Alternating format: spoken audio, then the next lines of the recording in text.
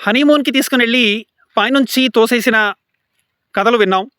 అలానే పాముని కరిపించి, మద్యం తాపించి లేపేసిన సంఘటనలు చూసాం.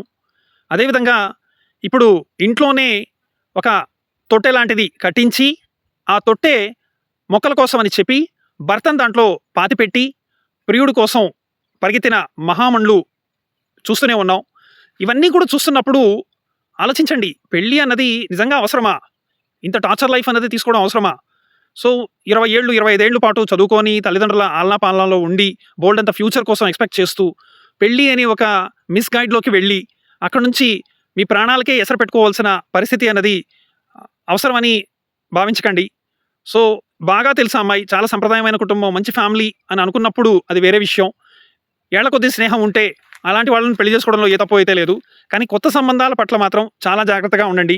కొత్త సంబంధాల్లోనే ఎన్నో రకాల ప్రాబ్లమ్స్ అనేది క్రియేట్ అవుతున్నాయి. చట్టాలన్నీ కూడా ఆడపిల్లలకే ఫేవర్‌గా ఉన్నాయి. మగవాళ్ళకి ఏ చట్టాలు కూడా లేవు. సో కాబట్టి ఏమీ చేయలేరు మగవాళ్ళైతే మాత్రం. ఆడపిల్లలు ఏదైనా చేయగలరు. వాళ్ళ మీద ఏ కేసులు లేవు, ఏమీ లేవు.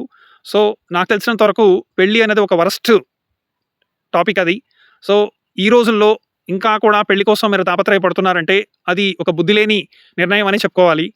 కొంతమంది చాలా సంవత్సరాల నుంచి కూడా ప్రేమిస్తూ ఉంటారు. ఒకరినొకరు ప్రాణంగా ఉంటారు. అలాంటి వాళ్ళు కూడా పెళ్ళైన తర్వాత, పిల్లలు కలిగిన తర్వాత కూడా భర్తల్ని లేపేసి చక్కగా ప్రియులతో వెళ్ళిపోతున్న పరిస్థితులు కూడా ఇప్పుడు చాలా జరుగుతున్నాయి. సో ఇన్ని జరుగుతున్నప్పటికీ కూడా ఇంకా ఏదో పెళ్లిలో ఉందని అనుకోవడం అన్నది మీ మూర్ఖత్వమే తప్ప ఇంకోటి ఏదీ కాదు. సో భరణం లాంటి వాటి ద్వారా మీరు సంపాదించిన మొత్తం టోటల్‌గా కడిగేస్తారు. ఇంకేం ఉండదక్కడ. సో ఫైనల్లీ ఒక చెట్టు కింద కూర్చొని తపస్సు చేసుకోవడం ఒకటే మగవాళ్ళ పరిస్థితి అని మాత్రం ఇక్కడ అర్థం చేసుకోవచ్చు. ఎంత క్రూయల్‌గా ఆడపిల్లలు ఆలోచిస్తున్నారంటే, వాళ్ళు చట్టాలను అడ్డం పెట్టుకొని చక్కగా లేపేసినా కూడా హ్యాపీగా మళ్ళీ బెయిల్ తీసుకొని మళ్ళీ నార్మల్ లైఫ్‌ని వాళ్ళు లీడ్ చేస్తున్నారు. సో మగవాళ్ళు జాగ్రత్త, జాగ్రత్త, జాగ్రత్త. ఇక ఆ పైన మీ ఇష్టం.